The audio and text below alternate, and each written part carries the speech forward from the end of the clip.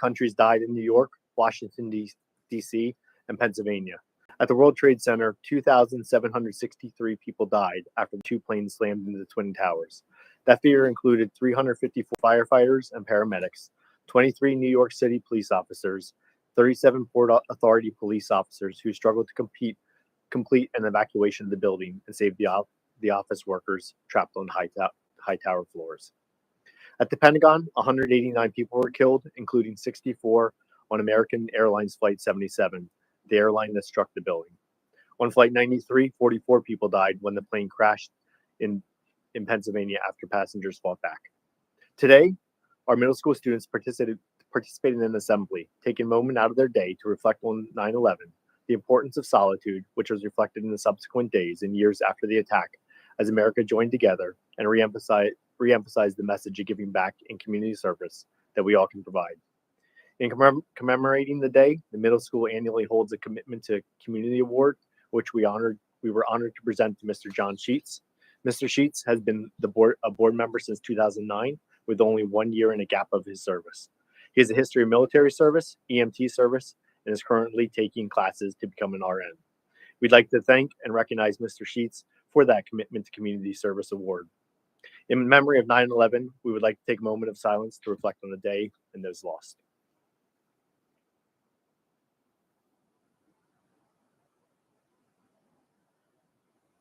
Thank you. I thought it was appropriate to start with that in reflection of 9/11, particularly since our school board meeting is on September 11th this year. Secondly, we have an opportunity that we shared with our high school students. This happened last week. It was the 20th anniversary of our high school. September 7th, we opened the high school 20 years ago in 2003. So we did a little digging, found a few pictures and slides that we put together and shared with our students. And so this is the mini presentation we did with our students. Carly, I'll have you go through this. That's a picture of the rotunda, obviously.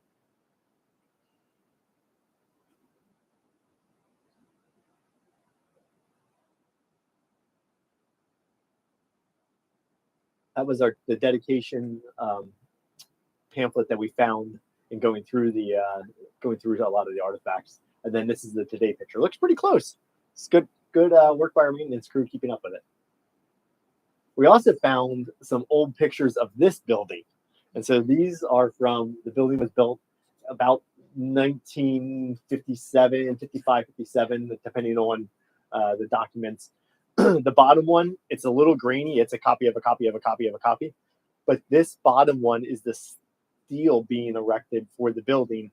This part here would be the auditorium and then kind of flows up. And then as you can see with the aerial view of the one on the top right, the addition of what is now the cafeteria area and the 6th grade wing and intermediate wing isn't even part of the building at that time.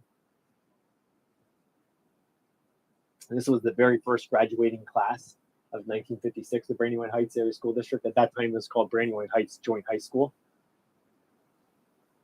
We did it today. Today in the history of the first school superintendent and first principal. And then Mr. Jim Janai up there. And then a couple of reflection shots that we have had over the years of the high school.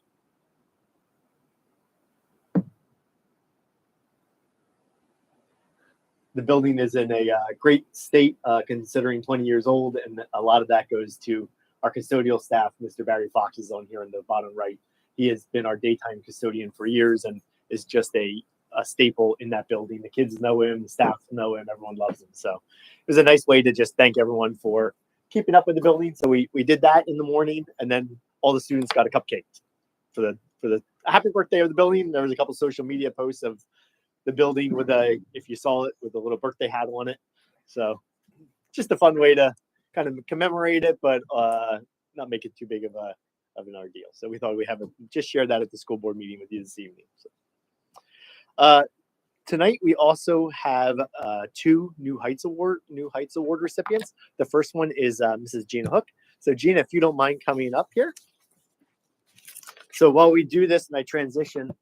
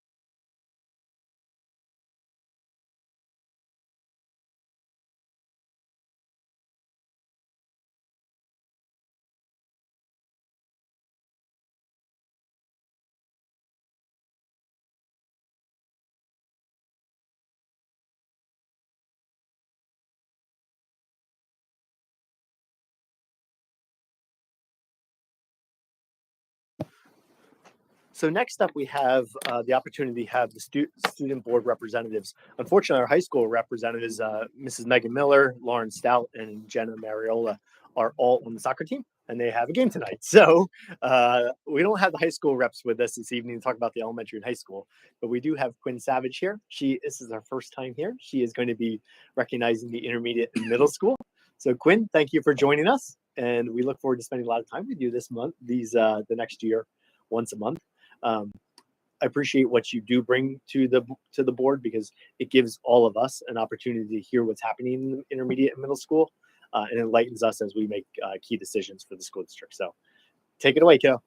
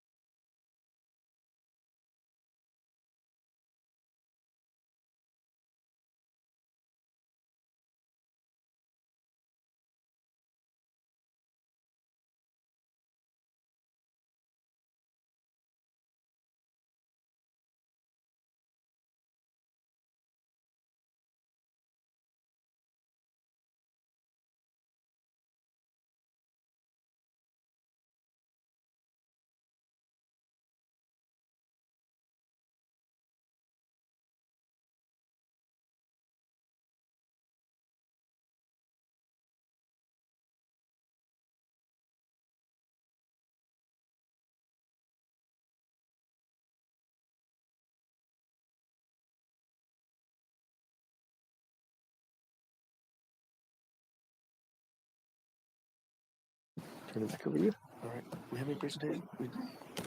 No. No. All right. Moving on. Is there any public comment? Hearing none. Board of Directors report. Can you get a motion in a second, please? Second, Eisenhower. Thank you. So a few items under the board of directors report. We have the dispensing and reading of the minutes from the April 14th board meeting. Feels like that wasn't too long ago. It was a quick turnaround this month.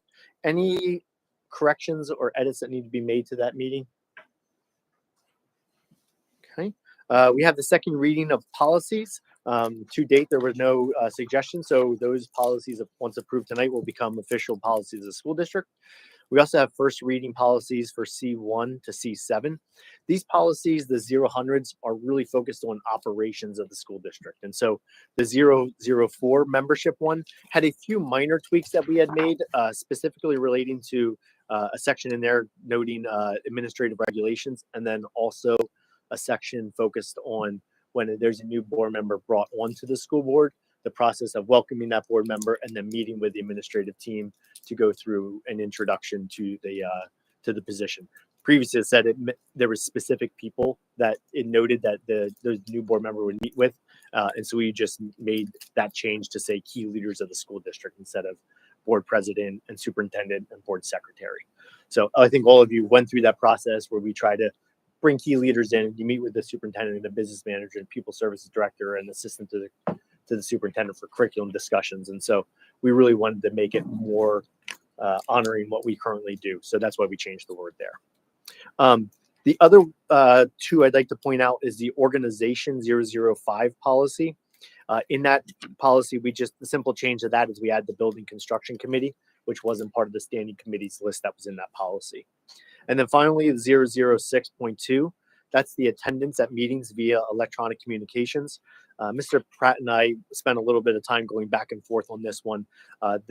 There was a clause in there that specifically related to emergency conditions that allowed a school board to hold virtual board meetings. And so we massage that language a little bit now because we've kind of moved past that emergency conditions section and have now call it virtual board meetings and emergency conditions. And so that is the change that was made, and that to reflect really the current times and the current practice of that a virtual board meeting would be able to be held.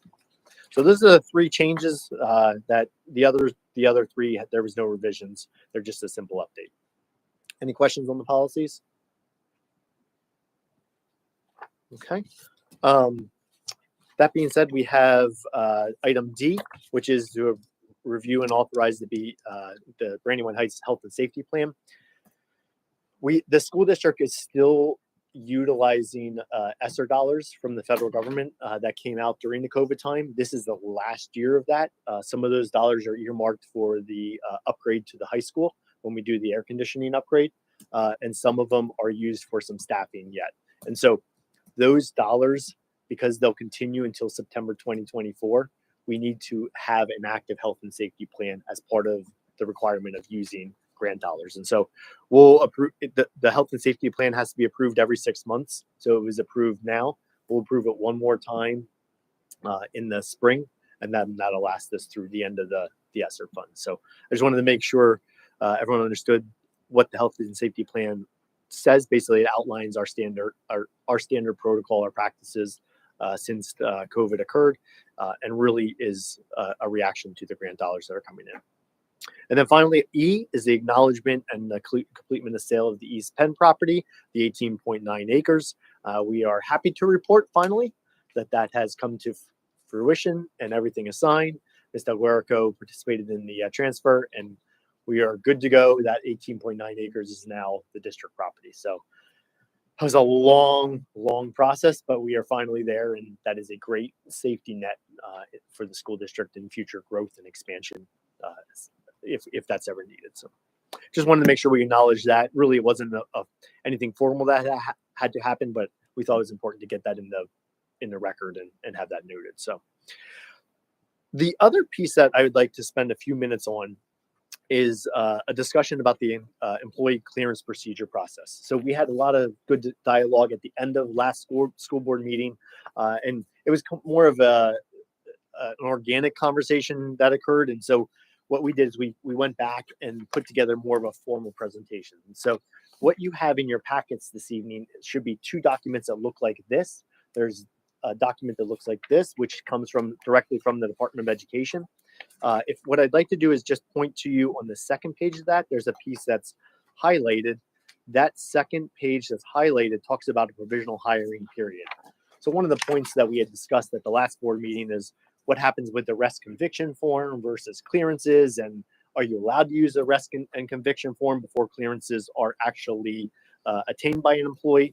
And as you read that highlighted section as I talk, you can see there that is a permitted process by the Department of Education. And so I thought this was a good document. There's a lot of good information in here that you can kind of peruse through here, but that section in particular, that individual may be employed for a single period not to exceed 90 days, as long as the following conditions are met. And it goes on to say that they've applied for the clearances, that they have designated that they have not been arrested or convicted for any of the enumerated pieces. All those elements then turn into you can hire that individual on a provisional basis. So that is what comes from the Department of Education.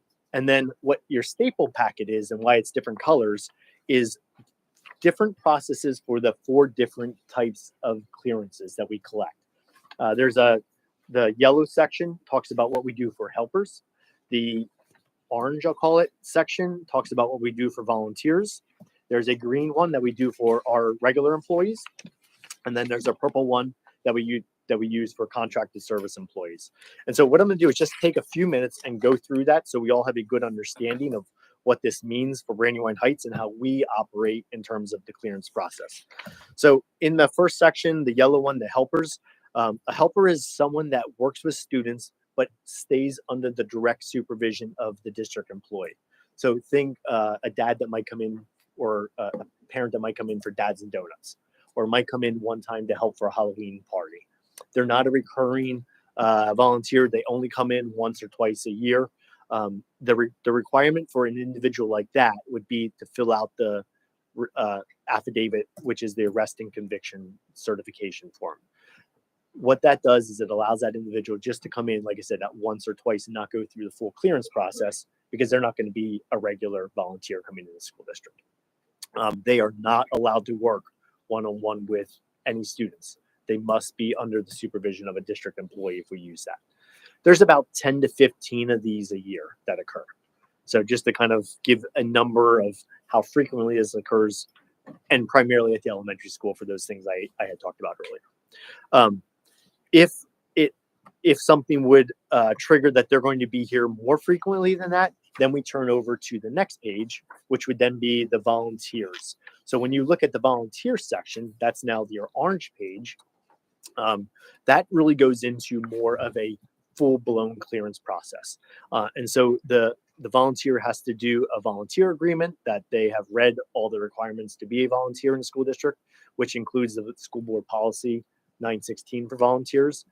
They have to complete that arrest and conviction form, just like the helper does, but they have to do that one right up front. They also have to do the criminal background check, the child abuse check. Those two typically are done online. You can do them paper copy, but they're done online typically and come back usually instantaneously or within a day or two. Then you have the TB test. This is something that is not a district requirement. Well, it's a district requirement, but it is a state mandated school code. So we do have to do a TB test. That is part, like I said, part of school code, and we still continue that process. We do offer the TB test internally. So we buy tuberculosis testing materials. Our nurse administers that. We do it in lots because once you open that vial, it's only good for a certain number of days. And so we try to get a pool of people that we can line up, and then we'll do the TB test. And it's the old process of you stick, you wait 3 days, and then that TB test is read. That is a service that we offer our volunteers because they are coming in to volunteer for us. If a volunteer is at this status and would be applying for that child abuse certification clearance or the criminal history clearance, both of those are free to volunteers. When you turn into a paid employee, you can't use the free volunteer clearance. You actually have to reapply and get a paid one. But for volunteers, it is free through the state, which is nice.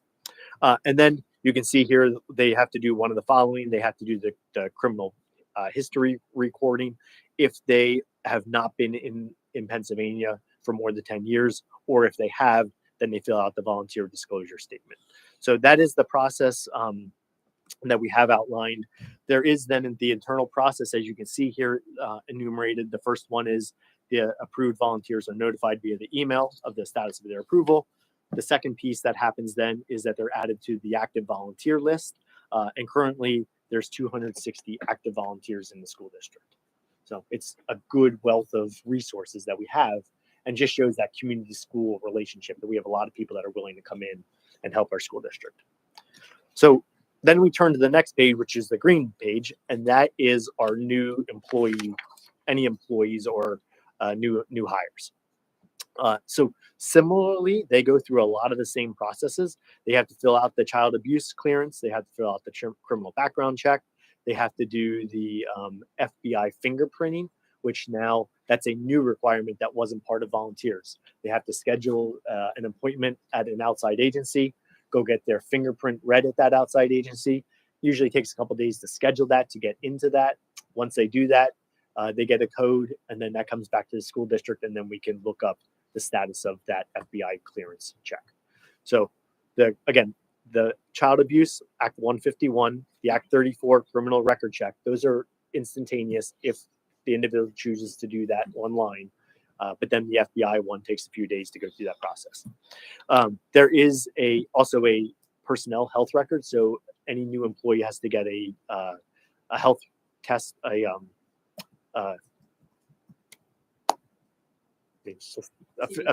physical examination. Sorry, they have to get a physical examination, and then they also have to go through the process of getting a TB test. So that's part of that process as well, just like the volunteers.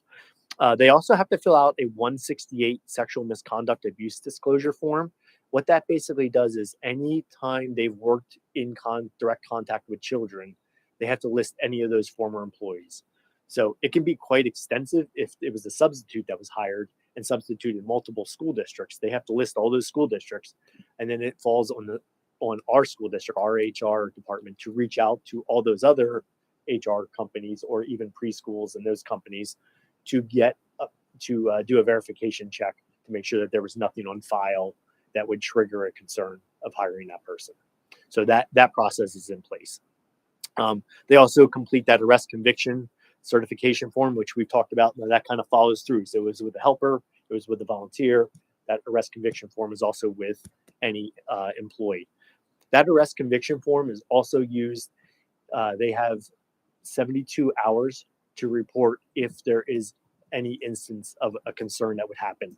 So there's an enumerated list of issues that if they would break the law, that they, on this list, they have to let the school district know within 72 hours.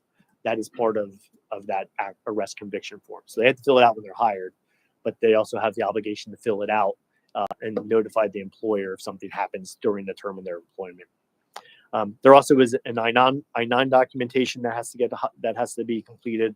Of course, the payroll forms, and then as a school district, we also enforce a pre-employment drug screen, and so we've been doing that for the last several years, and that has been an effective process for us. That is an internal requirement. That's not anything that the state or school code requires, but it's something we put in a few years ago as a school district.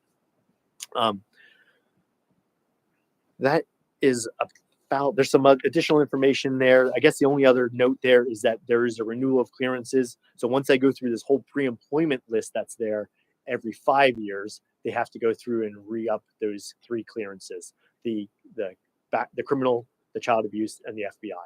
That has to get done every 5 years. And then finally, the purple page is for our contracted service employees. So anyone that is a contracted service employee, like our substitute service, STS, our paraprofessionals, ESS, anyone that maybe works as an outside consultant that would come in, maybe some individuals that would be working, doing maintenance work for the school district, outside the grounds or even inside the grounds. All those fall under this contracted services employees section. And so really this outlines 2 groups, one that has direct contact with children, which is the first section up top, and then one that do not have direct contact with children. So if it's the maintenance worker that maybe is doing HVAC repairs, or someone that's doing work outside, that would fall under the do not have direct contact with children. But obviously, like our paraprofessionals, they fall under that direct contact with children. And then it falls into very similar process of what we just went through with the employee, which is the criminal background check, the child abuse, the fingerprinting, the arrest conviction form, and then we also had them fill out a confidentiality agreement. So that's the process for clearances and how we track this. It's a lot of work, but it is definitely the right thing to do in terms of course, the law, but also making sure that our students are safe and we're putting individuals that are in the best fit to be working with our students. So when you look at the numbers, there's 161 contracted service employees. There's 281 active staff members that are part of that list. And then, as I mentioned earlier, 260 active volunteers. So that is the process. I hope that provides a little bit of clarity from the conversation last time in terms of how do we handle clearances, what's that process within the school district, and really going through those 4 different categories for from our helpers to our volunteers to our employees to our contracted service employees. Any questions on that? Would we like to consider doing a drug screen in 5 years for the others, or would that cost us significantly? I don't know what the cost is per drug screen. We'd have to do a little research to. Parent volunteers? No, the staff. I The guess only concern I would have is if you're unionized staff, that would be terms and conditions of employment that you would have to negotiate with them to implement. So the reason we can do it as a pre-employment requirement versus what Mr. Pratt just said, once it becomes set in stone. We'd have to terms and conditions. We'd have to because they're already an existing employee. During the pre-employment piece, they're not part of an association at that point, and so we can negotiate essentially with that individual and put a condition of a pre-employment drug screening in place for that individual. That's kind of what the difference is. Understood. Thank you. So Yeah. it's $50 per drug screen. To that point, do we have a right, though, as an employer, at any moment, if we suspect that there's an issue, so a policy violation or some kind of drug abuse based on behavior or something like that, any manager would have the ability to raise that issue and address that proactively, right? That's correct. Could we then send that individual for a requested drug screen? That would be the process. Is we would have to, depending on the circumstance, either escort them or have them participate in that scenario. It is highly recommended, though, if you're going to have your administrative staff or any staff try to designate or to determine whether or not someone is in the influence or under the influence of drugs, that they go through proper training to be able to identify the appropriate ones instead of just making some type of claim that they believe they're under drugs. Whether it's even smelling that they smell like marijuana or whatever it is, it's still, how do you know? Where were you trained? And so you're going to need to provide training for staff to be able to identify what that means, and they're just not doing it discriminatorily. The other option perhaps would be to periodically do random drug screening. So for example, at the BCIU, which employs many, many more people, there's employees are subject to random drug tests, particularly those employees who are driving vehicles. That's pursuant to statute that transportation, they are required to have certain, that they have the random testing, and also they also have a situation where they'll be testing if there's any incidents that the transportation drivers, if they get into an accident or whatever it is, that they would be mandatory that they get tested.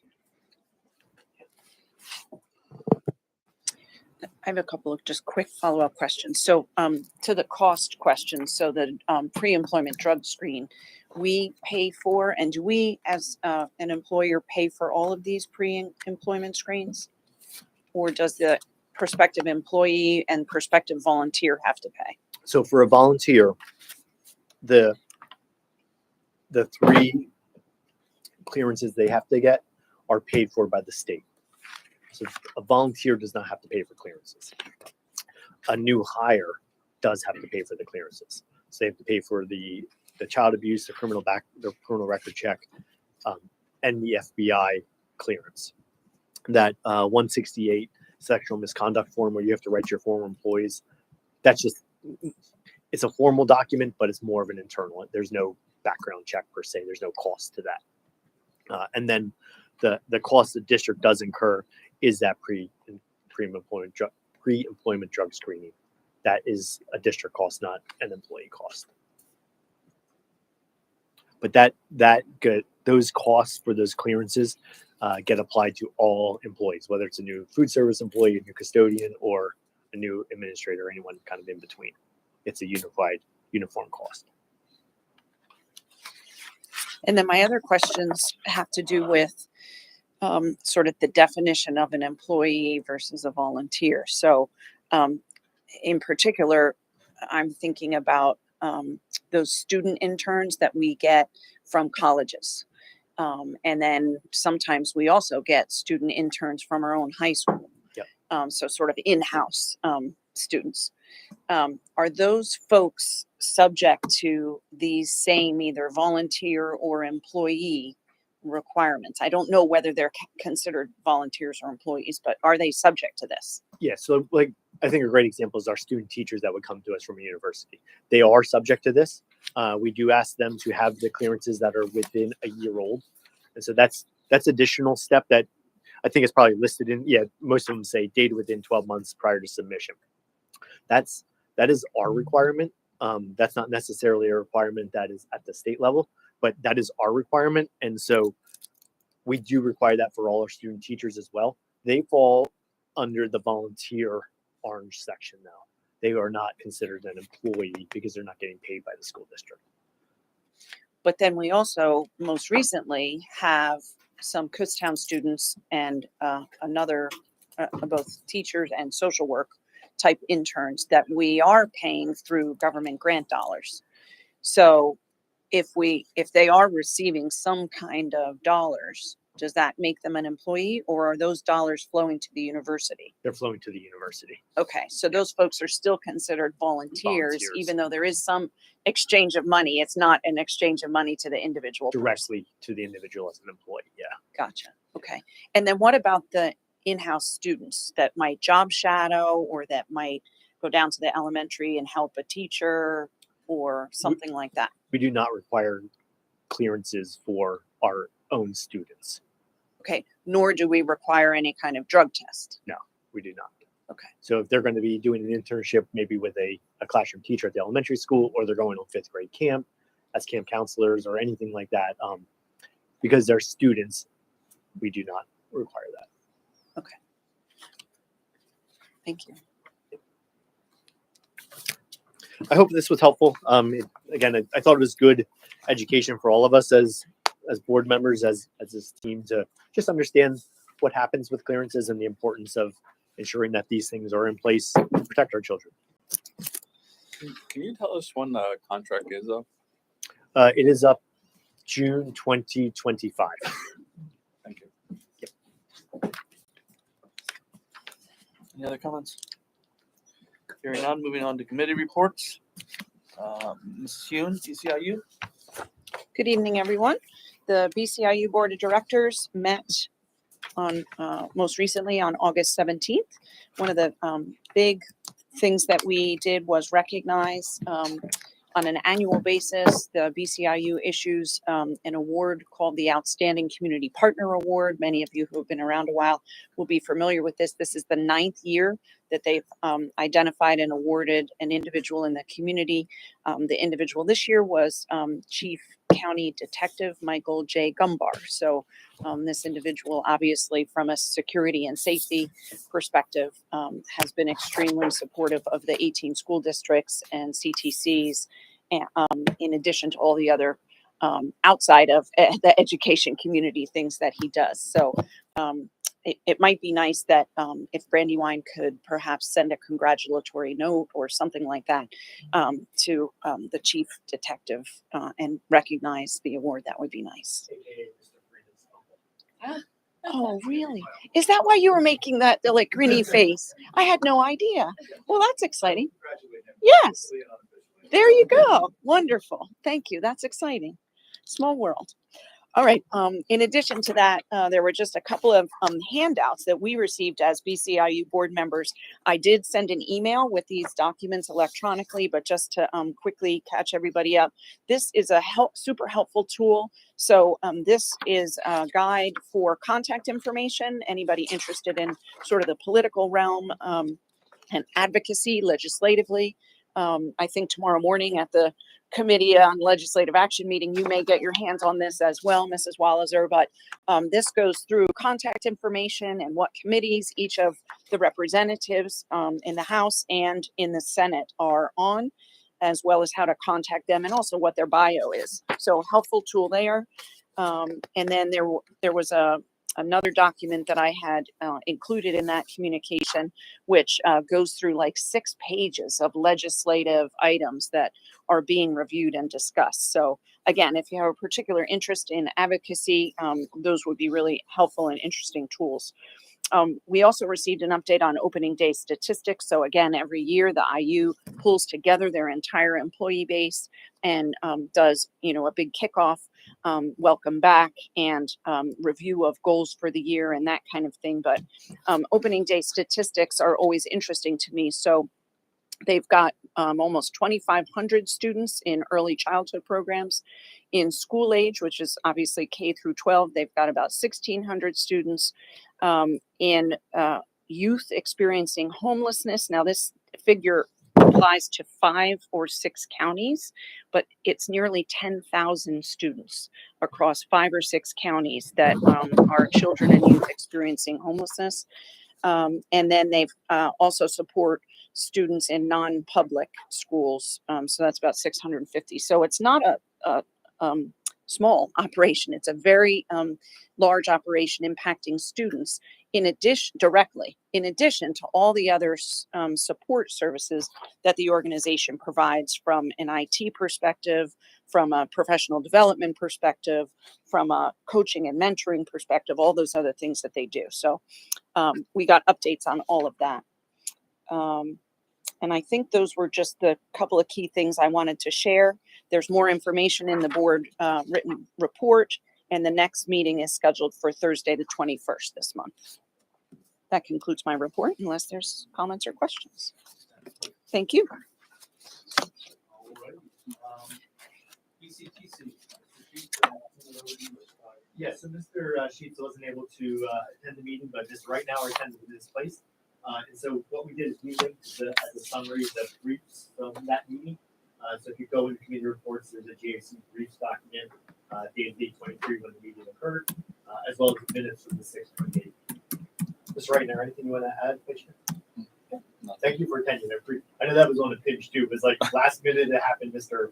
Sheets had a medical emergency, and so Mr. Reitner jumped in the day of. So thank you, sir. All right, BEITC, Ms. Obiarko. So we did not meet, but our next scheduled meeting is September 28th. COLA, Mrs. Walliser. Good evening. Yes, our first meeting for the year is scheduled for tomorrow, September 12th. The meeting will focus on priorities for the year, with the guest speaker being Dr. Sherry Smith of the Pennsylvania Association of School Administrators. And that meeting starts at 7:30. So anything we can do to not stay here too late. Exactly. The floor is still yours, Policy Committee. Yes, Mr. Pottinger went over the 7 new policies that were recommended to the board for consideration tonight. The membership organization meetings, public participation in board meetings, attendance at meetings via electronic communications, the policy manual access, and the principles for governance and leadership. Strategic planning and goals, Mrs. Eisenhardt. Right now, the administrators are holding beginning of the year meetings, goals meetings with Mr. Pottinger after we went over the district goals last month. Thank you. Negotiation, compensation. No information at this time. All right, Building and Construction Committee. And similarly, no significant updates since our last meeting after August 14th. Thank you. Any additional board discussion, comments, questions? Hearing none, take a roll call, please. Mrs. Eisenman? Yes. Mr. Hefner? Yes. Mr. Hohenfeld? Yes. Mrs. Hume? Yes. Mr. Reitauer? Yes.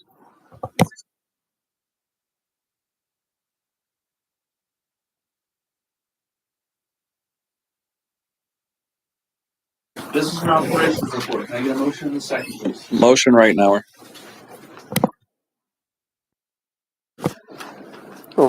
Good evening, everyone. For the business and operations report for this month, I want to start off by going through the bills list through September 11th this evening. Item A, we have the general fund. Total is $1,199,643.73. Item B is food service fund, totaling $2,608.36. Item C is construction fund, totaling $192,994.87. And item D is capital reserve for a total of $13,890. Item C, I do want to point out that was for the purchase of the land. And then moving on to item C, these would be the financial reports through June 30th. As we do mention annually, these are essentially interim reports. We will have the final financial statements for year end, June 30, probably sometime in November. And then moving on to item F, special education pupil services. Item 1 is to approve an agreement with communities and schools. This is something we do annually to provide a full-time social worker to work with the middle school students as part of a grant program. The cost for 23-24 is $20,820. So kind of the context of that, it is about $20,000 annually. When we refer to grant program, the grant monies actually go to communities and schools, so that helps drive down the cost for us, and we ultimately pay only $20,000 for a full-time employee. So moving on to item 2, this is to approve a settlement agreement for a district student to attend Chester County IU's Gateway program at a technical college high school Pickering campus for the 23-24 and the 24-25 school years. And that also includes transportation services and ESY for the summer, and the legal fees of $4,000 for the attached agreement. And item 3 is to approve an addendum with ESS to include a rate for a personal care assistant that shall remain in effect through the term of the agreement. So this is essentially adding an additional service that they will provide us as a need for our students. And moving on to item G, curriculum technology, we have nothing for this month. Item H, facilities maintenance. This is part of our long-term capital improvements plan. This is to approve the bid proposal with Bertolet Construction of Warnersville, Pennsylvania for repairs to the bus roof canopy columns at the intermediate middle school at a cost of $87,100 per attached. And then item 2 is to approve unneeded, unused items for the school district to be sold or disposed of properly as per business H2. So we did receive the 3 Subarus that we got through the RFP process over the summer. So essentially those are going to be used to provide transportation needs for our students for curricular and extracurricular activities. Going through the budget process, we did identify one van that was kind of on its way out, needs intermittent repairs, so that is on the list for this evening. So we will submit that via municipal bid. So item I is to approve an addendum to the transportation contract with Christ Transportation to include the fuel tank lease per business I. And that's all I have. If anybody has any questions. This is item F1. In this multi-page document and contract, specifically for the special ed students, or is it for all the students? Mr. Hunter, just make sure we're on the same page. Did you mean the school agreement? Yes. That's for all our students. So previously, we've had this arrangement for 2 or 3 years now, and it originally started where it was an agreement with Kutztown, Fleetwood, and Brandywine, and we shared 2 employees with the 3 school districts. So we had a two-thirds time employee from that wasn't our employee; it was communities and schools employee that would work with our students and do different social work type things with our students. What does that mean? So they work hand in hand with our guidance counselors. So they'll do things like reaching out if there's attendance issues. They'll do group sessions with students. Maybe it's a situation where it's parents that are splitting, or it's situations where students have anxiety, and so they'll do an anxiety group. Different needs for different students arise, and so they'll do group sessions or one-on-one sessions depending on the need. Or, like I said, they'll do the more direct connected pieces where they're helping with attendance or helping if there's a student that's transitioning with homelessness or something like that, and they can be that bridge and that help. So it's, for lack of a better word, essentially like another guidance counselor that's helping the social needs of our students. Mr. Pottinger, that's the same group that also does like the family bingo night. Like they sometimes have events. I've attended a couple events with my daughters that they also do after school, like in the evening, to get families in the community together. Like they'll have bingo nights. I think they did a dance too. What I'm thinking of is everything I've written. We're talking about, all the academics as well. Mhm.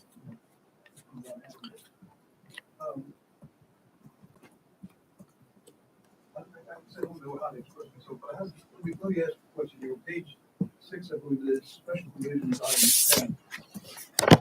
Can you get there? Yep.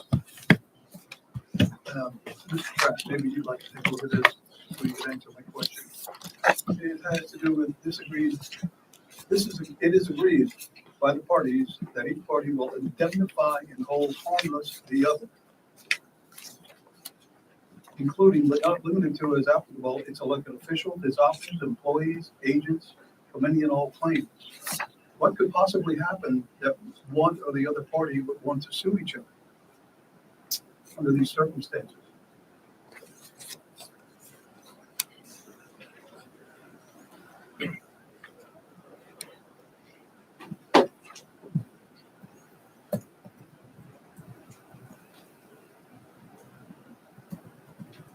I will say, as Mr.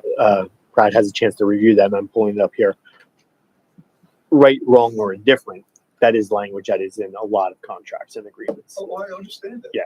Because I would never sign a contract that says I can't hold the other party harmless. Right. Okay, so I would never sign that. I mean, we already gone through COVID with Pfizer, Moderna, and all the manufacturers of the COVID vaccine where they can be held harmless. Mhm. So anybody that they had problems with that, too bad. So my personal thing is, I would never sign a contract that says you could hold me harmless, they can be held harmless for any damages. Now, what damages could occur under these circumstances here that we might have somebody who have to sue, especially the parents. Mhm. The parents is what I'm thinking about. Yeah. Can you explain what this contract's for? It's a partnership where the communities and schools provides us a social worker that works in the school district. And so this arrangement allows for that opportunity to exist. So, Mr. Pratt, could you tell me what you're thinking? I didn't hear what you asked Mr. Potter, or what you said to Mr. Potter. The question I asked was, what service are we receiving from this group? I'm not familiar with this contract, so I don't know. And not reading the whole contract, I wouldn't, I'd be. I don't think you'd have time tonight.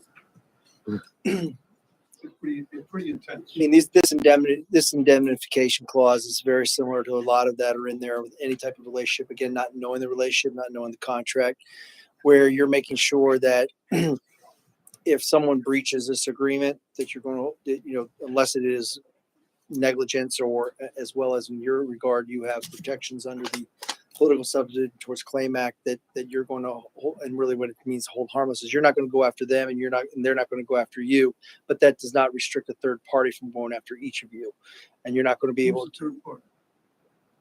I'm just giving you the general definition. I don't know this contract. I can't tell you. I'm giving you a generalization at this point in time.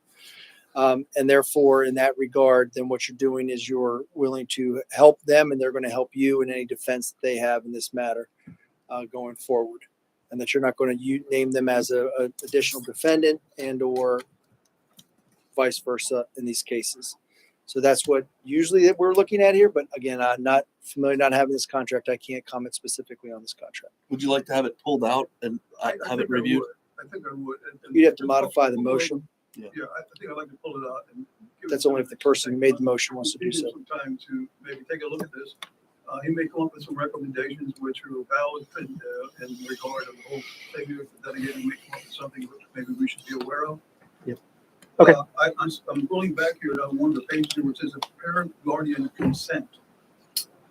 And one of the things that's highlighted here is that student records are going to be maintained for up to 25 years. Why would we need to do that? You're required under state law to maintain student records. For 25 years? No more than that, 99 years. 99 years? Yep. So in this case, you're required to at least 25 from this situation, but normally it's 99 years. Another one there. I give permission for this form to be shared with other districts. Why would we do that? I don't understand. What's the phrase that you're asking about? I give permission for this form to be shared with other districts. I don't know what form they're referring to, so I can't comment It's on a that. parent guardian consent form. They would have to. I haven't read it. I wouldn't know that. So it's not fair for me to sit there and continue to take up time if you haven't read this. Correct. I would just request the rest of the board too that we withdraw this from this evening's motion. motion and what have you until Mr. Pratt has a amount of time, next time maybe that we can answer these questions and you can give your recommendation on any portions whatsoever which you don't think are consistent with the best interest of our students and the parents. Instructed by the board to do so, I'll do so. You okay to revise your motion, Mr. Right now? I'll make that motion. Well, he has. No, he has to make the he has to motion. amend it. He has to amend his original motion because he made the motion to accept the agenda for business and operations as written. So that had to be modified. Made that motion. Not yet, no.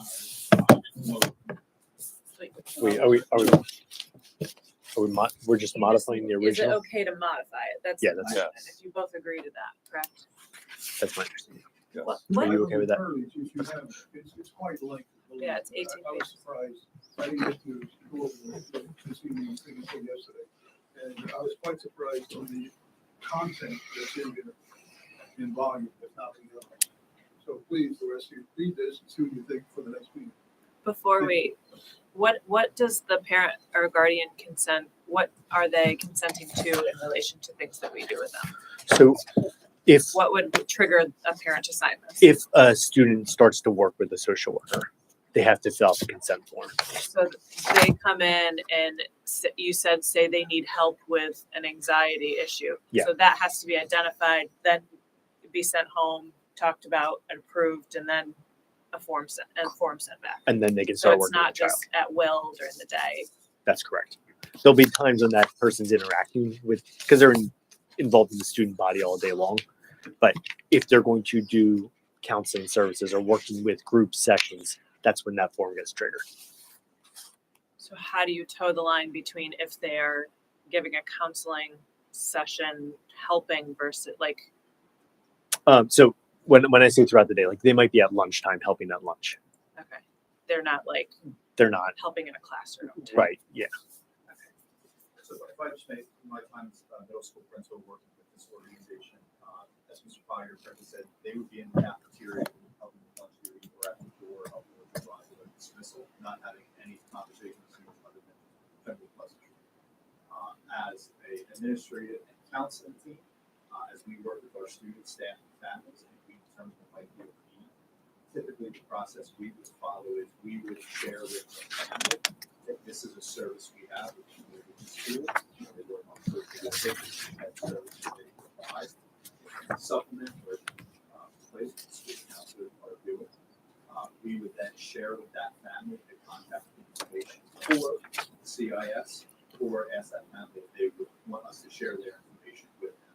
At that point, the community school social worker would interact with the parent authority, share the services that they can offer, and then if they were to want to pursue working with the social work team, that family would complete the business. So, as a contracted service, they're not working with any of our student body in a counseling or social work manner until the parents would have completed that process.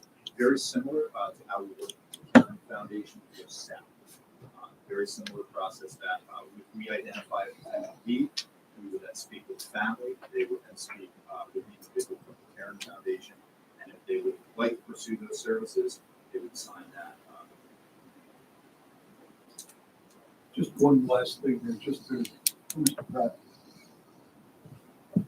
One of the items, bullet items, I give my permission to CIS to photograph, film, video, and or make sound recordings of my child, to quote, use my child's artwork or publish statements of my child, and use such photographs, films, videos, sound recording, artwork, and any other statements for educational and promotional advertising materials.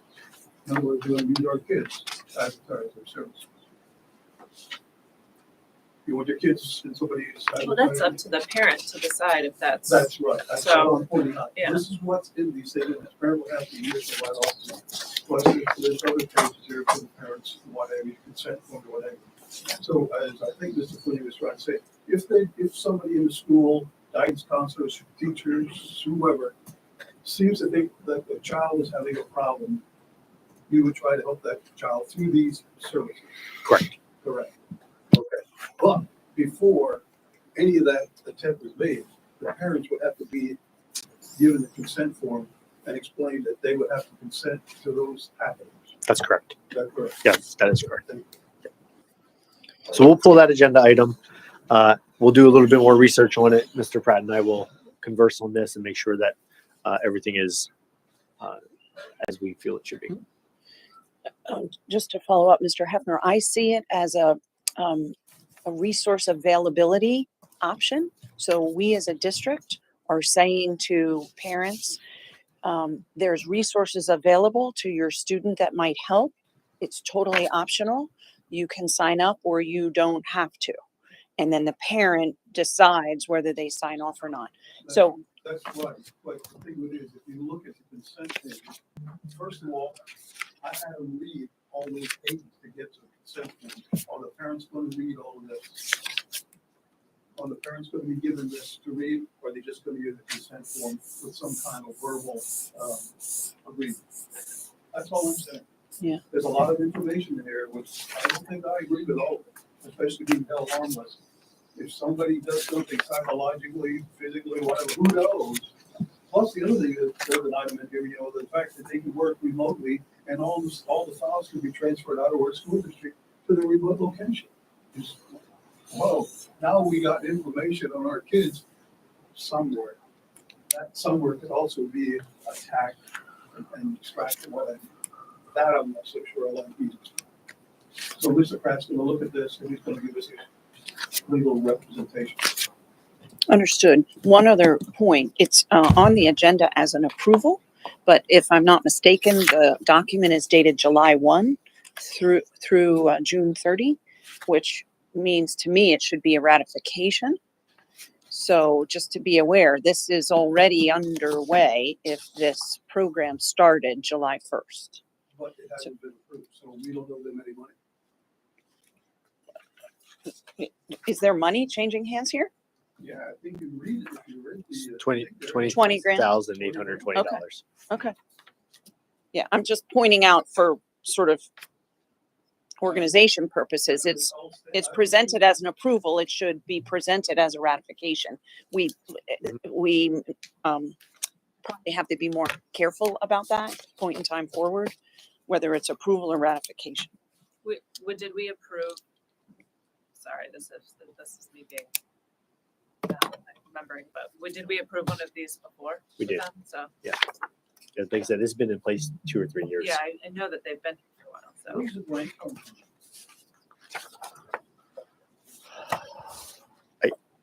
I don't recall because we don't see the grant directly. It goes to communities and schools, which offsets the cost. Sorry. We don't see the grant dollars directly. It comes to communities and schools, which offsets the cost. And then we just get charged the $20,000. So we didn't receive that grant directly from. Yeah, I know the first time this program was introduced and that whole partnership happened. It was a partnership with, at that time, the Brandywine Heights Education Task Force, the Kutztown Strong, and then dollars came in from Senator Schwank in the state as well as DA Adams. He was able to pull some of the dollars from confiscated monies that were able to be used to offset to support this program. That was the kickoff for it. I'd like to know, I think it'd be very interesting for the public to know who would be sponsoring something like that. Thank you. I can do that. They actually get funding this year from the Pennsylvania Commission on Foundation. So, and then the National Community Schools Foundation. That's it. Thank you. It's the National Communities and Schools Foundation. I couldn't remember it off the top of my head. That's it. Did you catch those two? But who is it? I don't know. That's the Somebody name. might be putting money in there. I said, that's a nice name, but I want to know who's putting money in there. I can share that link. I mean, that. I'm sorry. Yeah.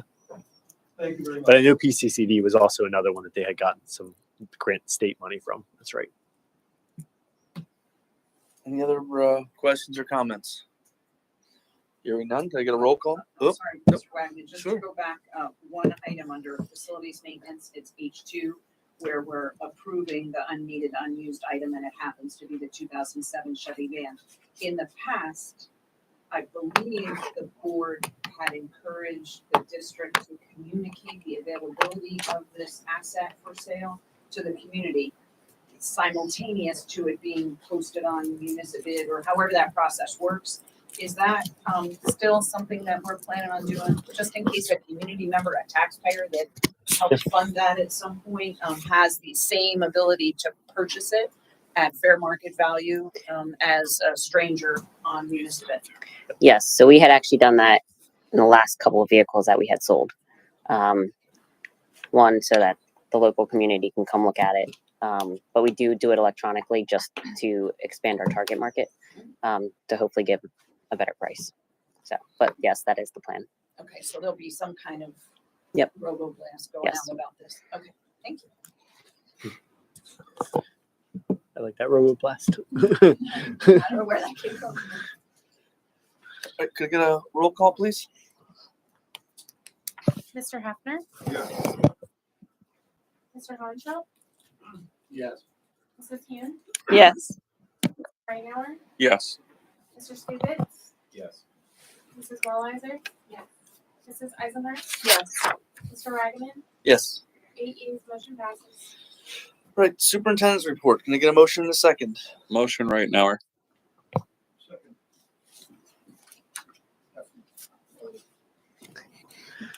Thank you. Two items under superintendent report, and then I just want to spend a couple minutes going over the enrollment report, and then dual enrollment / U.S. News World Report that Mr. Farina is going to present. So the first one is an MOU with the Kutztown School District to allow our students to participate in the track and field program this coming spring 2024.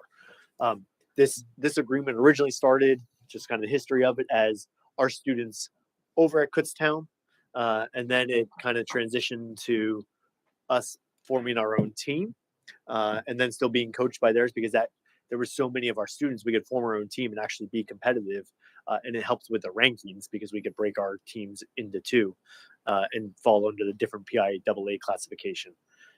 And then we've continued to grow to the point of now having some of our own coaches last year, a head coach last 2 years.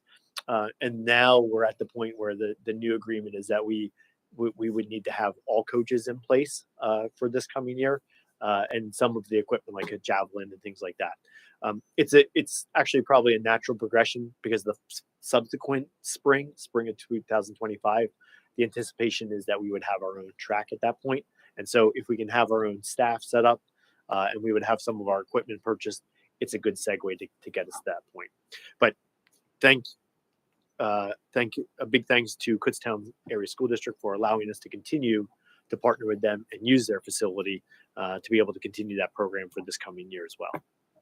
And then item B is to approve another athletic item, to approve the girls basketball team to go on a field trip on December 8th, which is a Friday. It's a school day, December 9th and December 10th.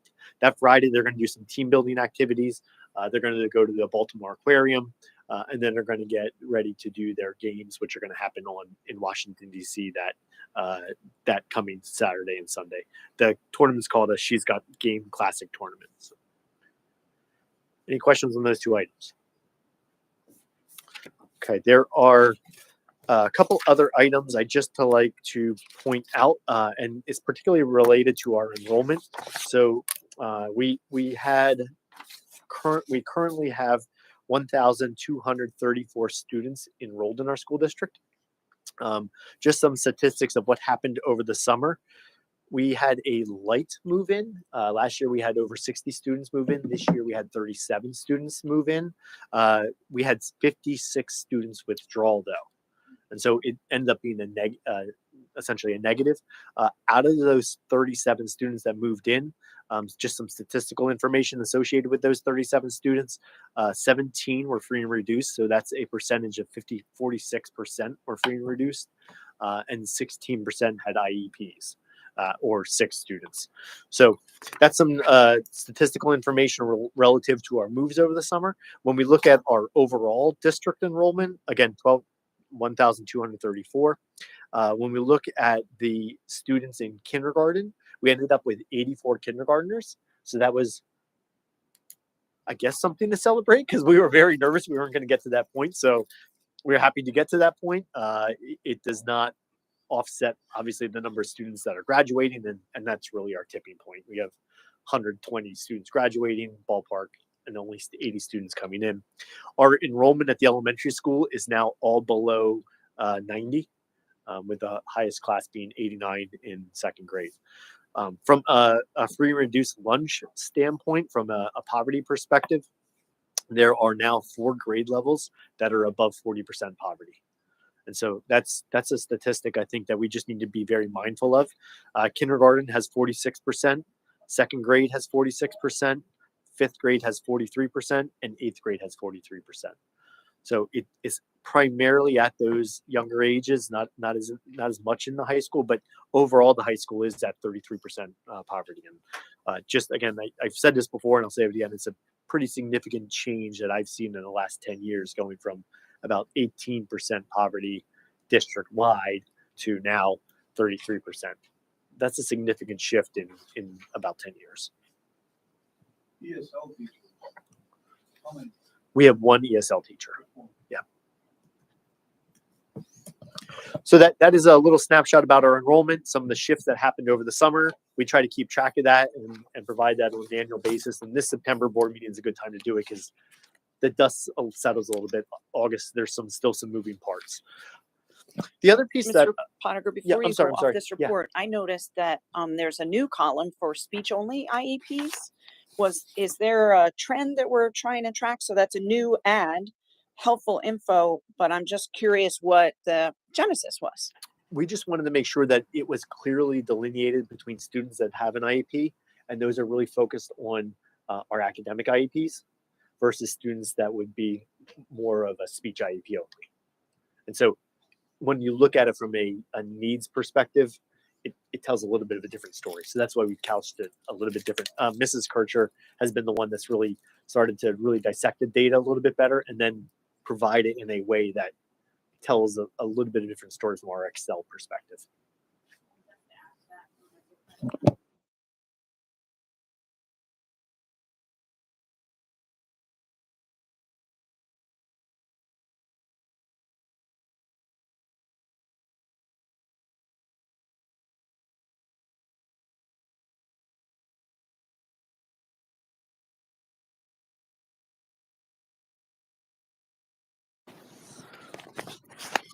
You may or may not have seen that U.S. News and World Report released their annual report ranking school districts.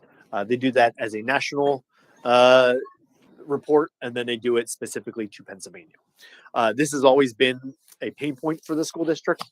And so what we wanted to do this evening is take a little bit of a different twist to this and evaluate what goes into the report, how the rankings are derived, and really what comprises of how Brandywine Heights Area School District is ranked. I think if you have a little bit of an understanding of the justification of how this whole report is developed, it gives you some talking points. But more importantly, I hope that you take away from this presentation today the importance of what we're doing to ensure our students are successful for life after Brandywine. And that's really the genesis of it. Sure, U.S. News and World Report will throw a number out there, and while I don't necessarily agree with it, it will, again, hopefully shape your mind, or at least give you some talking points if someone comes up to you to say, here's the different perspective of this, and here's what we're doing for students that doesn't get counted in this number. And so I'm going to turn it over to Mr. Farina as his first big task jumping into this, aside from the early childhood expert he's become. This was his kind of the second big one of reporting out to the board, of doing a deep dive into U.S. News Report and providing this presentation tonight. So thank you, Mr. Farina. Good evening, everyone. Wrong button already. All right, here we go. So as Mr. Pottinger said, I want to discuss a little bit about this year's U.S. News and World Report. So what we're going to look at is where those rankings are, the scoring criteria that U.S. News and World Report utilizes, a closer look at that criteria, because there's some interesting facets to how they rank schools that I think everyone should be aware of. A few case studies regarding students at the high school, and then some summary, some statements in summation, because this is something where this is a preliminary piece of information. And as we receive our keystone scores and state averages for the past year, this will help us make some next steps. But the first thing that I do want to point out to everyone is when we see the 23-24 rankings from U.S. News and World Report, we're looking at student achievement data from 2020 and 2021. So although it's called the 23-24 ranking, this is data from 20 to 21. So if we think back that far, that was the year that we were hybrid for a portion of the school year, that we were fully virtual for a portion of the school year, that we were back in school. So that was that COVID year. So after the shutdown in the spring of 20, this is the year that directly followed that. So this is not, in effect, new data. This is data that we have looked at, and we have Keystone results past there, but U.S. News and World Report they're working off of that data. In looking, these are where our rankings are. So we were ranked 403rd out of 665 schools in the Commonwealth. We did improve by 87 schools from last year's report. So last year we were ranked 490th. This year we are ranked 403rd. We also leapfrogged 2 school districts in Berks County to move to 16th. And we are within 6 schools of Muhlenberg as our next closest Berks County school that would have put us into 15th. Again, not wanting to be in that lower portion of the county, but I know when Mr. Volker shared similar information last year, we talked about making gains each year.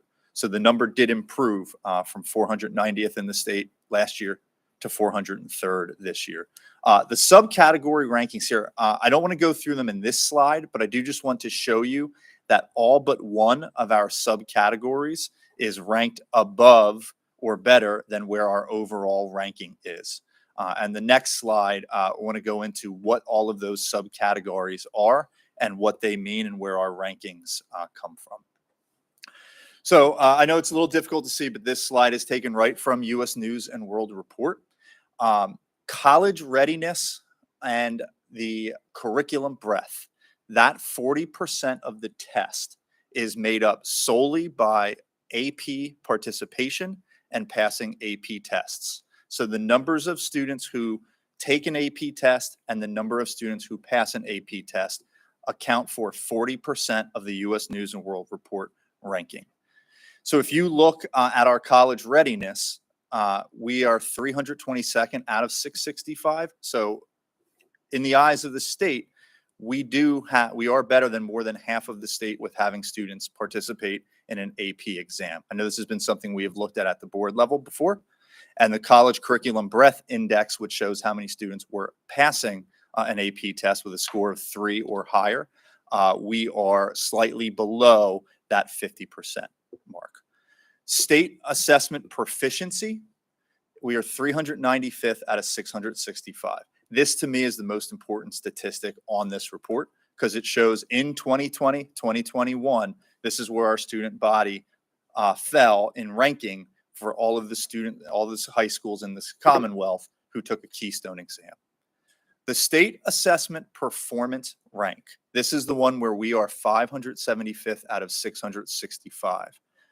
This is something that I think is a very interesting piece of information.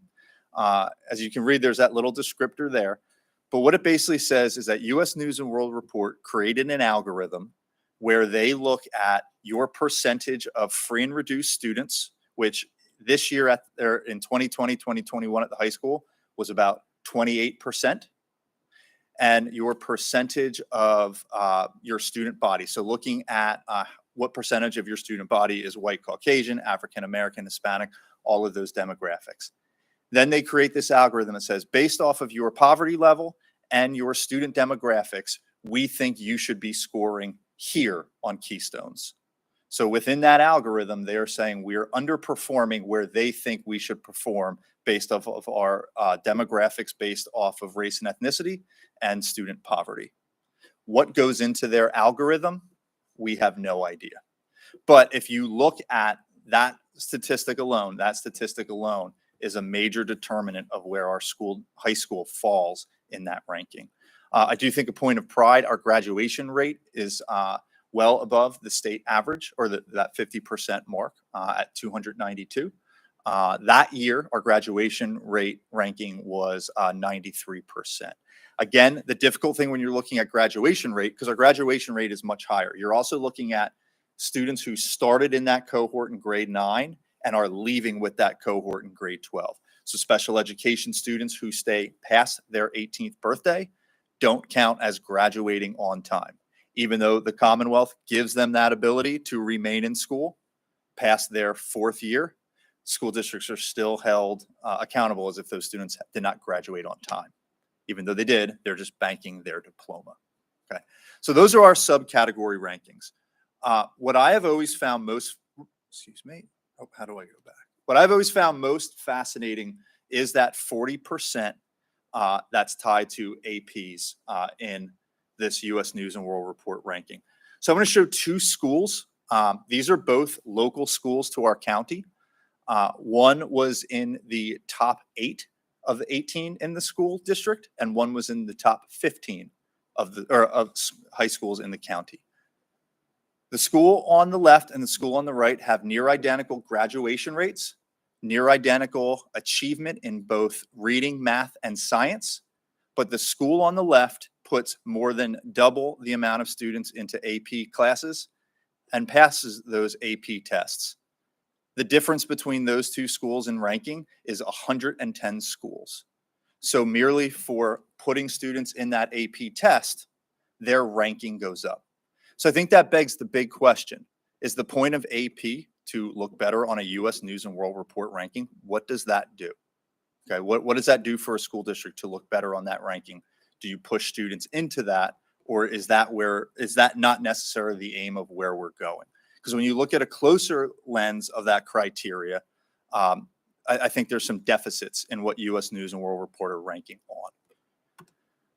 So specifically looking at us, I scoured all 665 school districts. This school district on the left is us, and the school on the right is the school that is the closest comparable to us in the Commonwealth. Identical graduation rates. Our reading proficiency is identical, but our science and mathematics proficiency are well above theirs. However, they double us in APs. They're ranked 173rd in this Commonwealth, and we're ranked 403rd, even though we outperform them in 2 test areas. This school also scored better in that performance ranking, which was that they create an algorithm that says how they think you would perform on keystones. So interesting comparison pieces between schools. Here's where I think there's concerns in these rankings. So in the last year or so, Harvard and Columbia universities made some big waves when they said, we will no longer supply information to U.S. News and World Reports. They felt that their rankings were askew, and they felt that their rankings overvalued certain areas of education and undervalued others. So here's where Harvard and Columbia took issue. Law schools are rated based on employment rates coming out of law school. A vast majority of students who are graduating from Harvard and Columbia were going into fellowships. In the eyes of U.S. News and World Report, fellowships were not considered being employed. So Harvard and Columbia lost a ton of points because their students weren't employed, they were doing fellowships. So they made some national news along with some other major universities by saying, we're done with this U.S. News and World Report ranking. We believe you can make similar arguments at the high school level when you look at AP versus dual enrollment. Currently, 40% of your U.S. News and World Report ranking is due to AP scores. You receive 0 rating, 0 additional points for dual enrollment. And I know we've talked numerous times at this level between AP and dual enrollment. And, we believe as a school district, it's important to have those opportunities for all students. We have a vast number of AP courses, so students want to take that route and take those tests. They are able to do so. Dual enrollment is something that we as a school district jumped on early. A lot of thanks to Mrs. Kircher, who in the curriculum role at that time really worked with Mr. Potiker and Mr. Volker to move forward with dual enrollment. But as recently as of last year, the Pennsylvania Department of Education is doubling down on dual enrollment as well, not advanced placement. They're putting $6.5 million into the hands of schools to push dual enrollment. This was a grant they offered last year. All 18 school districts in Berks County applied. We were one of 2 who received that. What we are using the $80,000 of grant money we received was to pay for our free and reduced lunch population students to participate in dual enrollment classes. But again, in the eyes of this ranking, dual enrollment gives us nothing. It's AP and your keystones.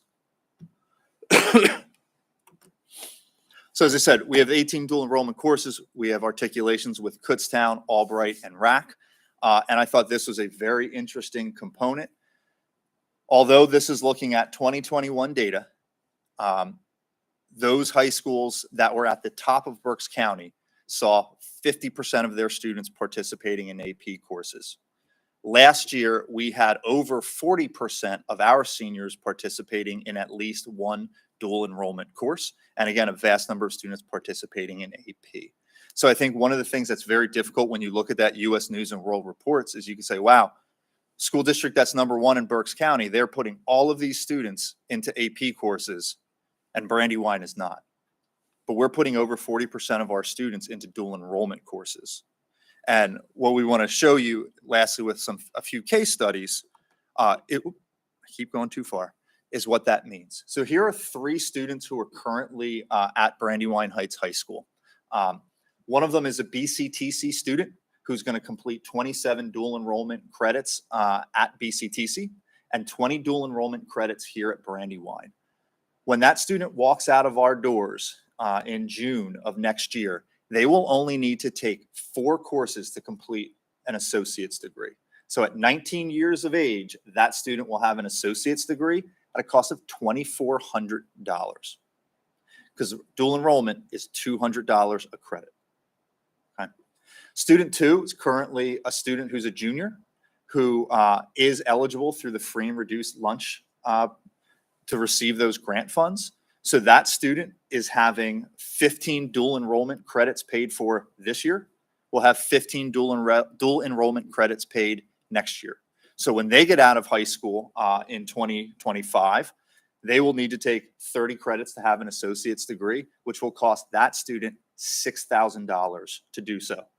And again, that $6,000 rate would be at Reading Area Community College. Obviously, that rate changes where you go. Okay, and another student who's currently a senior has those 30 dual enrollment credits. Their institution of higher learning, they're going to somewhere other than RAC, is going to accept those credits.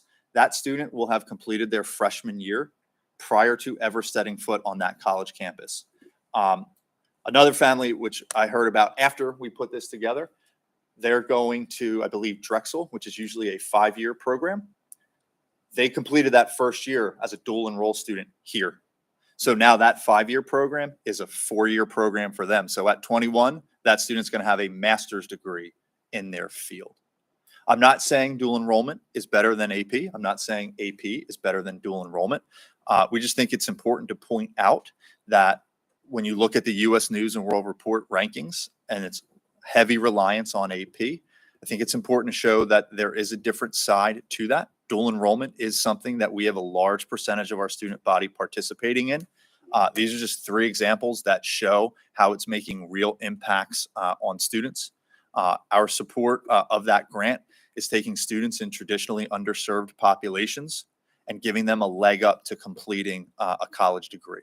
And that's something that I don't think should be discounted. And I think that's something that you would hope U.S. News and World Report would value. But we did think that was something that is worth sharing. So just kind of summarizing, as I said, that is our philosophy. One thing that I do think is important, though, is that our Keystone Achievement is still a main priority for us. As you saw in this most recent ranking, we were ranked 395th out of 665. So that is under that 50% mark. We need to do better, and that's what we are working for. We did improve from last year's ranking to this year's. And when the 24-25 rating comes out, they will be using data from 21 and 22. Our Keystone data for that year, we were 10th out of 18th in algebra proficiency, 4th out of 18th in literature proficiency, and 7th out of 18th in science proficiency. So one could assume where we fell in those county averages in 21-22 would make our Keystone Achievement higher. And we would hope that trend of our scores going from 490 down to 403 to continue to move in that direction. But again, with as long as 40% of that score is based off of AP and there is zero weight given to dual enrollment. I don't want to say I put myself in the same camp as Harvard and Columbia because I don't think I'm qualified to do so, but I do think there's a lot of value in looking at this more than just where your numbers fall on that card. So happy to take any questions that the board has. So. Thank you for your time for going through all that. Not as a board member, but as a parent, I think like, who cares what U.S. News and World Report says? Like, one, just awful tough. It seems like it's very heavy with AP, which, like, yeah, that's a bad thing, but that's Sure. the main metric and driver. My child, again, as a parent, is one way or the other. That's really, I don't care what Sure. U.S. News has to say. And additionally, with work, personal life, this, if some organization's giving you grade and a metric that they hold secret or proprietary to them, they won't tell you what's in it. And like, what is the point of value? I think that's, to me, Sure. U.S. News, it's a guide. So what isn't very eloquent to say, but it's, I don't know if that. Sure. Yeah. Are there any other like organizations, publishers, whatever, like this News World Report, which do similar? Not to this extent. There's niche ratings that you will see online. That too is also, it's driven by if people go on and rate your school district. It's driven by home price values. It's driven by teacher-student ratios. But again, a very proprietary kind of formula to it. There's not much. I would say it's even murkier to try to piece through how they come up with their ranking than U.S. News and World Report. Sure. You publish this instead, but you put so much energy into it. Thank you. It's outstanding, and I think I told both you and Andrew, I'm speaking to other parents about this. The leg up that the dual enrollment gives students, the money it saves them when they get into their freshman year of college, the number of courses that takes care of speaks volumes to what we're offering here, I think. And I, Correct. so to that exact point, I think the more we tell our story and not allow this independent third party who is hiding some proprietary stuff and choosing to do it, their own way. Let's tell our story. Let's not let U.S. News and World Report and the Reading Eagle using their data and putting it out in the county. Let's tell our story.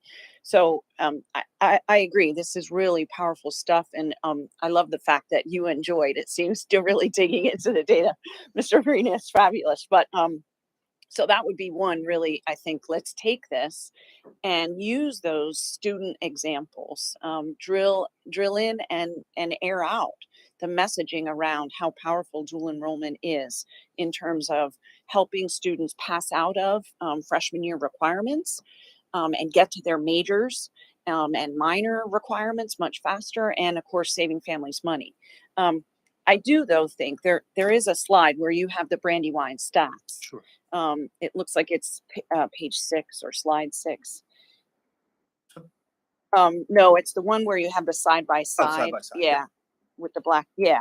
So to me, this is also telling a story, though. If you just look at the Brandywine stats there and not in the context of this national media article and not in the context of a county comparison, just looking at the data, your point at the end that says we have to continue to drive up our scores because proficiency in math at only 53%, while it's good news if it's growing, 53% is not what any of us, I don't think, around the table feel is good enough for our students. And 58% at reading, that means 42% of our kids aren't proficient, not even advanced, but not even like basic proficient.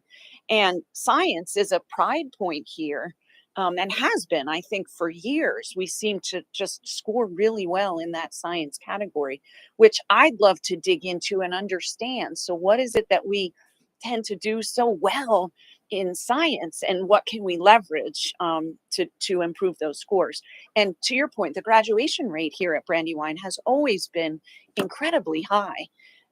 So those are good things. It is still concerning to me that we offer so many AP courses. We have so many kids in AP classes, and yet they refuse or choose to feel confident enough to take the exam. And when they do, they frankly don't perform well. That continues to really concern me. Sure.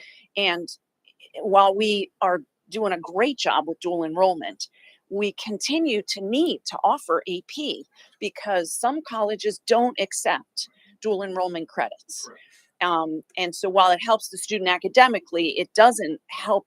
They only look at the International Baccalaureate, or they only look at AP. Correct. So it's not like we can abandon AP. No, not at all. And so if we're going to continue to offer it, which I believe we have to do better in terms of getting our kids to want to take those exams, and when they do, to perform well, regardless of how US News and World Report uses that data. And to this point, because you're absolutely spot on. And I look at just my own personal life. My brother went to Villanova. He had a lot of APs in his back pocket because that's what Villanova utilized. So our students who are looking at a Villanova, AP is always going to be there for them. Okay, for myself, I probably would have gone more the dual enrollment route because I didn't have the math science brain he had. Okay, but and to that point about continuing to offer APs, the AP introduced one new course last year, which was the AP pre-calculus course. We were one of 3 school districts in the county who is offering that course this year. So yes, dual enrollment is something that we're seeing a lot of mileage out of, and a lot of families, even if, because a course can be an AP and a dual enrollment course at the same time, they're opting, I don't want to sit for the test. I just want the dual enrollment credits. I know where I'm going is going to accept that. AP is still offered, and we are continually adding to that course catalog. So that AP pre-calc being the newest example of adding that to our course catalog at the high school. To the AP teachers and all about maybe changing the narrative, like, hey, I know this test, it's another test, but it's going to get you ready for college. You're going to have tests like that when you go to college. Like, are we trying to maybe put another spin on AP to make it a little bit more attractive and encouraging to these students to want to take it, instead of just being like, no, it doesn't matter anymore? I don't believe that the message is it doesn't matter. I do believe, I think this is a very difficult time to be a student, as it is when we were students, as it is when everybody else was students. But I think a lot of it comes down to a family choice as well.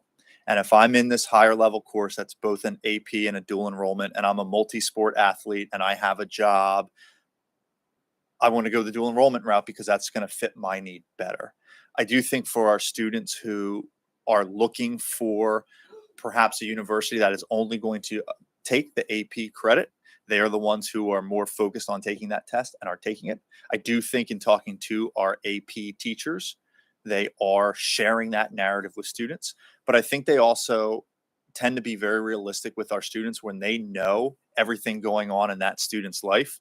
And they're saying, hey, based off of what you're telling me you want to do when you graduate, dual enrollment might be the better option for you, or AP might be the better option for you. So that's where it gets challenging. But I do think it's something that our counseling staff, as they're doing that career, that postgraduate planning with our students, should look at that piece of, hey, where do you want to go from here? And as we're building that course progression for you, you're going to want to take this test when you're in there based off of where you want to go.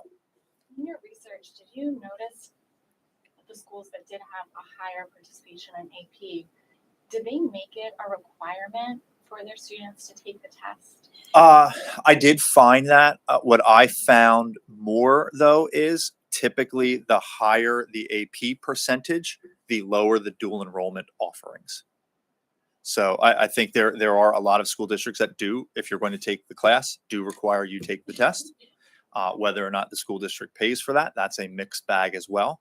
But I have seen that there are a lot of school districts who are quite frankly scrambling because now you do have to have at least one dual enrollment articulation agreement by state law. And there are a lot of school districts who going into this year did not have any. And a lot of them are the ones who are more of a proponent of AP than dual enrollment. So I found that kind of an interesting fact as well as I parsed through that.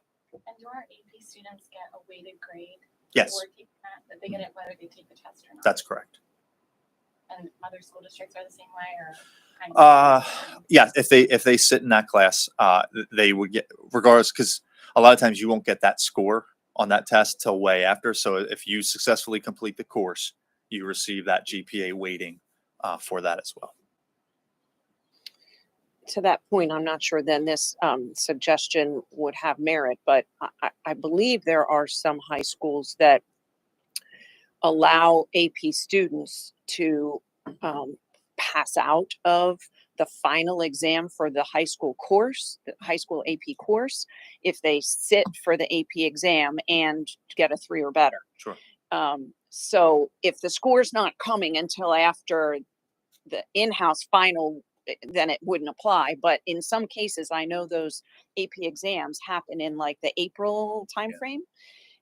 So again, and I don't know philosophically or as educators how you all would feel about that, but I am aware, if I'm not mistaken, that some high schools do say, if you do well on the AP exam, you don't have to take your high school final exam in that course. And so I- that and I- might be a very minor attractive incentive.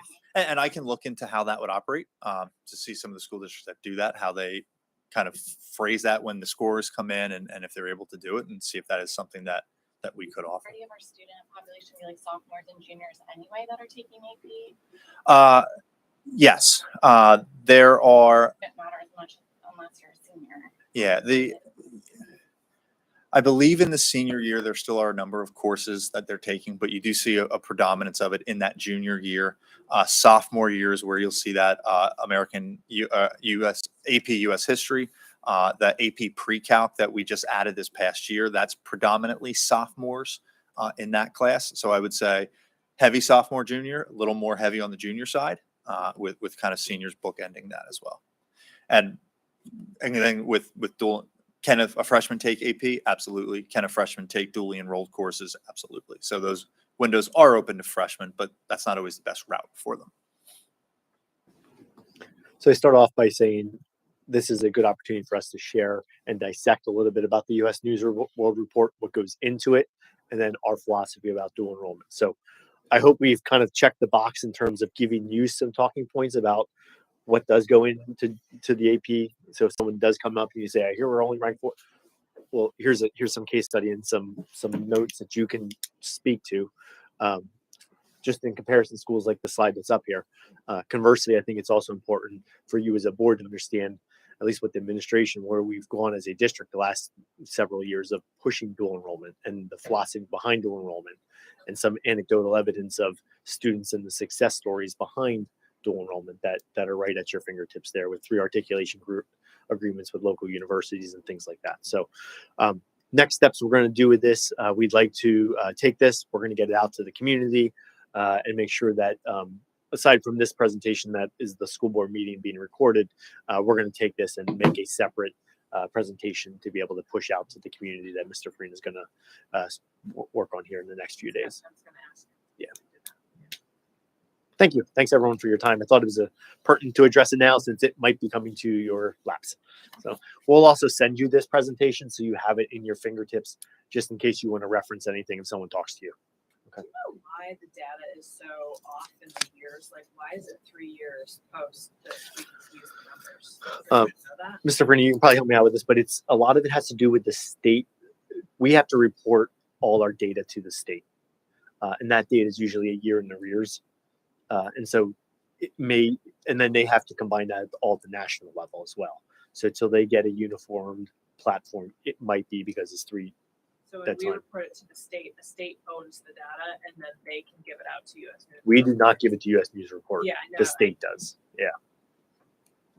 But the state. Which is why Harvard can if the state's really pushing this dual enrollment, how are they not like, we need to maybe not give you any more data until you correct this? Like that should be something they should be fighting for. I jumped on my charge against U.S. News and World Report last year, and I actually had someone to respond to me. No, I remember you did. Um, So Unwilling to change, but at least I got someone to respond to me. maybe at the state level, we should be campaigning to that. Thank you, Mr. Farina. Thank you very much. Any other questions, comments? Hearing none, can I get a roll call, please? Mr. Hohenschel? Yes. Mrs. Hume? Yes. Mr. Reitnauer? Yes.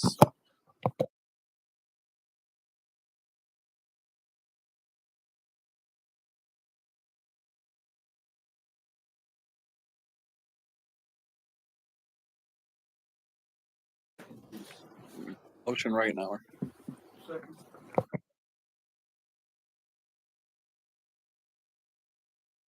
Two of you been on the ball tonight. Way to go. So a few items under Board of Directors report. There's some resignations of co-curricular positions. There is a change of status for Miss Mackenzie Eberly. She currently is our library aide and office clerk. She's going to switch over to the secretary of the principal position as a 10-month secretary at the intermediate school. That's linked to C2, which is the appointment of Christine Wida, who will become the full-time library aide. So they're kind of backfilling for Mackenzie. We also have to ratify Mrs. Joan Hoke, who is one of our food service workers, who is doing food service work, but also doing some cafeteria aid work. And then we have to approve the change of status of Mrs. Nicole Reichert from business office specialist to assistant to the business manager. That's a shift where it's a great success story of an individual that's come into the school district, has been able to grow in her capacity and be able to move into this role. And it's a big credit to Ms. Del Guerco for developing that team, developing that culture, recognizing the talent, and then helping foster that to allow this person to get to that perspective. Under C2, I mentioned that earlier. C3, long-term substitutes, we have Mrs. Cassie Conrad, who's going to be working as the intervention specialist. That is ratified back to August 21st. We also have a ratification of Mr. Eckersley. He is going to be the part-time instrumental teacher who's going to be replacing Gary Gordon. So as you may recall, that was a position we really had some trouble filling. And Mr. Eckersley came to us, had missed some of the previous opportunities, and at the very last minute, the end of the summer, came to us, and we were able to get him hired. And he is doing a great job. I spoke with him today. He's really excited about the fourth grade numbers, and he's starting fourth grade lessons tomorrow. So that's great news. We have our fall athletic coach recommendations, a few adjustments there. The one position we still are looking for is a high school cheer assistant. And then similarly, we have the winter athletic coach recommendations sheet. And then the two positions we're looking for there is middle school wrestling coach, the boys head coach and assistant coach. So if anyone is interested or knows someone that might be interested in coaching wrestling, that would be wonderful to fill that position, as well as that high school cheer assistant again. So those positions have been advertised. We put a message out last Friday to the community to try to recruit for that again, and still actively looking for those positions. There is a revised athletic event staff list that is on the board for consideration this evening. Paid instructional co-curricular advisors. And then we have a leave of an employee for a few days from August 17th until September 8th. That is a combination of using paid and unpaid days. And so just a reminder, if the staff member has to use over 5 unpaid days, the board has to approve that over that 5-day amount. So that's why that's on here. We do have some mentor agreements. Some of these mentor agreements are for interns. We spoke a little bit earlier this evening about the internship and maybe the difference between an intern, when we talk about clearances, an intern versus a cooperating teacher. The reason why there's an internship connected here is these internships are for graduate students, whereas a cooperating teacher, there's a stipend given to a teacher to be that cooperating teacher. An internship in this capacity as a graduate student and does require someone on our end, a teacher, to be the individual that is the responsible staff member to be that guide. So that's why there are some mentor assignments here for individuals that we typically wouldn't see in an internship role. And that is the end of the personnel report. Any questions on that? Hearing none, can I get a roll call, please? Mrs. Hand, Yes. Mr. Ridenhour, Yes. Mr. Stevens, Mrs. Lawler, Yes. Mrs. Eisenherz, Yes. Mr. Hoffman, Yes. Mr. Hohenschel, Yes. Mr. Reichman, Yes. 8 yeas, motion passes. Any additional comments from the questions from the board? Mr. Wagman, I have one topic, new business. If you tell me when the appropriate time is. Go for it. Okay, so this is a curriculum and instruction item in the academic world. Artificial intelligence, hot topic in all sorts of industries, obviously a hot topic in education. We reviewed goals and objectives last month. Didn't really expect to see anything related to that on there.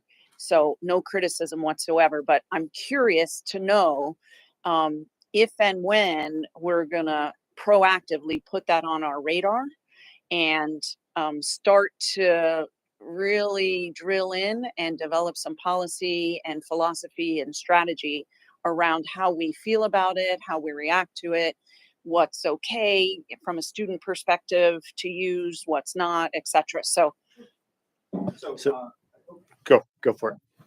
Do I need a mic? Okay. So I think we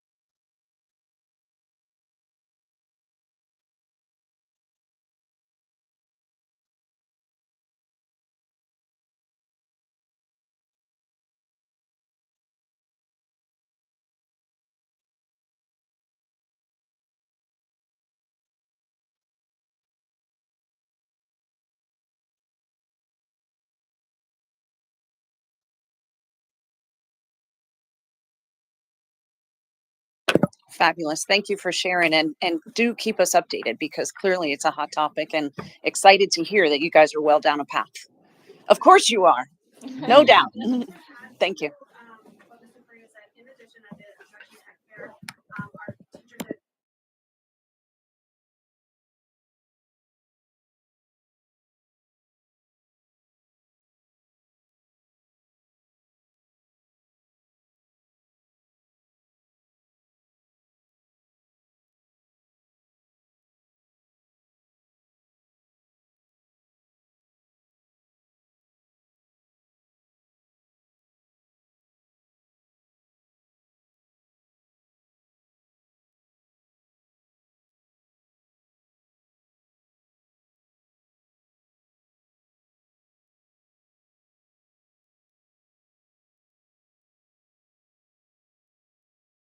ma'am.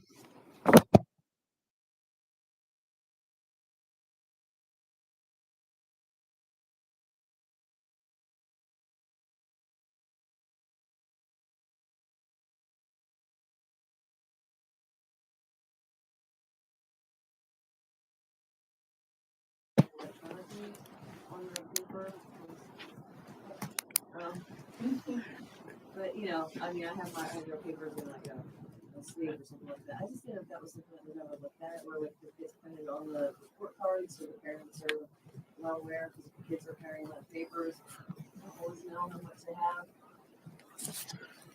It's so ironic. We just talked about artificial intelligence and then hard copy tracking of. Thank you for bringing that up. I will absolutely address that. There's no reason in this day and age, and with Google Docs and everything else that we have, that I don't see why that wouldn't be a possibility. But maybe there's something I'm missing. I will definitely talk with the high school administration. Though Mr. Ginge unfortunately isn't here tonight. He's covering high school girls soccer game right now, so we can go outside and catch him. But I will. I'll definitely talk to him tomorrow morning. Yeah, thanks for bringing that up. That's a great point.